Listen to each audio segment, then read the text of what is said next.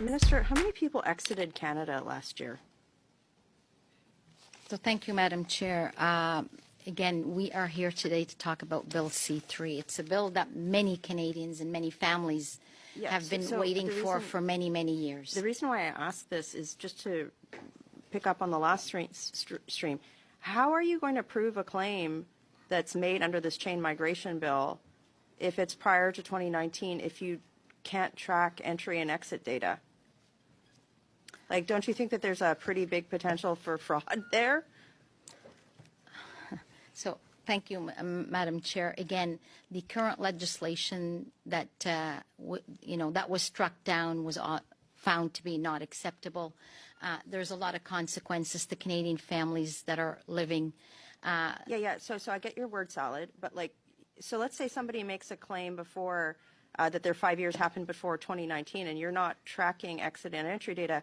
Like, could anybody just be like, yeah, like you said, I went to the cottage, please give me citizenship, like a Costco card. Or can you tell me how fraud wouldn't happen here? So thank you, Madam Chair. Again, like-minded countries, the M5s, all have policies that limit the passing of automatic citizenship by descent. We believe we've struck a balance here by putting a substantial connection to the country. What's the balance? Like, if somebody's coming in prior to 2019 and you can't prove if they entered or exited, then like literally anybody could just be like, yeah, I'm Canadian, give me citizenship. This is not sus at all. Like, do you understand what you're saying here? You've introduced a chain migration bill, and you can't prove if somebody came or entered the country. Like, do you realize how ridiculous that is? So, Madam Chair, again, I think the question is a bit ridiculous, to be quite frank. Thank you. I will be clipping that. Point of order. People need to demonstrate that they have a substantial connection. Yes, Ms. I think opportunity should be provided to the witnesses to answer the questions, and I think this is not the decorum we should have in this committee. There needs to be like a question, and then there needs to be an answer. Thank you, Ms. Saeed. Thank you. We'll allow the witness to answer the question. We will restart the time.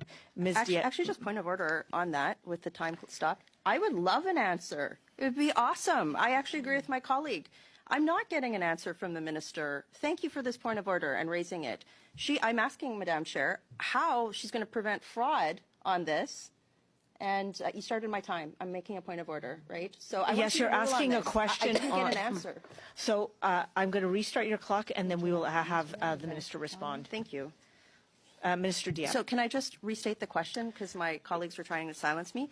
So yes. for people who are listening, the Liberals have tabled a chain migration bill, okay?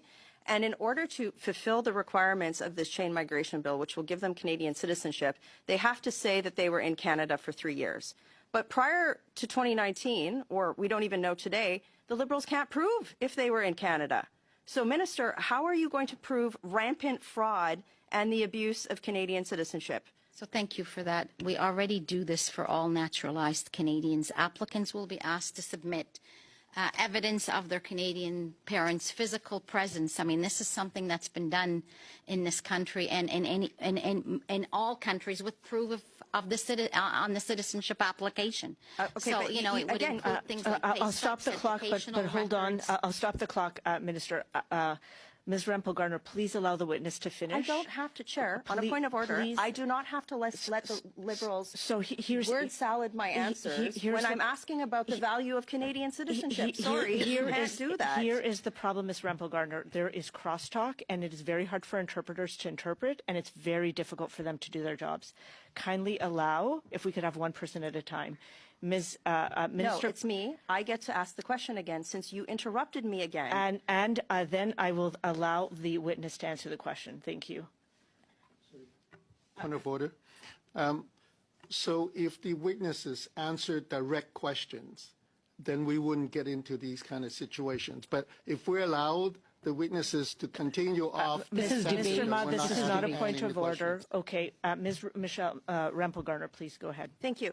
So, Chair, since we're not going to get an answer on, obviously the Liberals have written a chain migration bill that's going to allow for rampant fraud.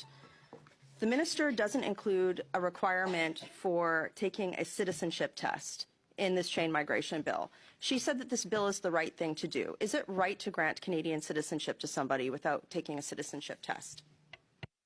So, Madam Chair, as I was saying, officers will assess the totality of the information that's presented when an application in front of them and determine whether or not they're satisfied and whether or not the individual should be given. But there's no citizenship test. So are you saying it's the right thing to do to give Canadian citizenship to somebody who can't speak one of Canada's official languages and doesn't have to take a citizenship test with no security screening? Is that what you are telling this committee that we are supposed to vote for with this chain migration bill?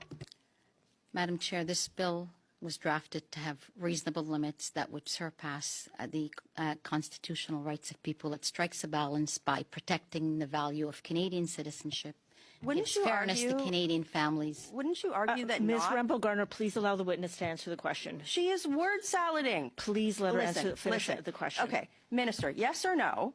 Do you think it's right to give Canadian citizenship to somebody without them having to take a citizenship test?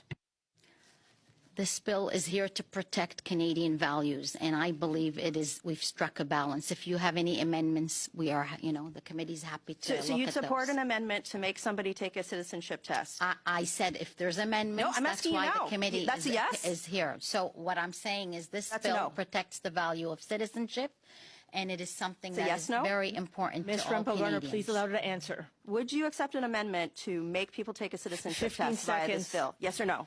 It's not up to me to accept or reject. This is the committee's findings. I was on a committee Why in the didn't you last draft it with a citizenship Parliament. test? So again, we've done jurisdictional scan, and officials are here to talk. Happy to give you what That's 5 many minutes. other countries around That's the 5 globe minutes. have Thank you, in Minister. reference to this. Thank you, Minister. Thank you, Ms. Rempel-Garner.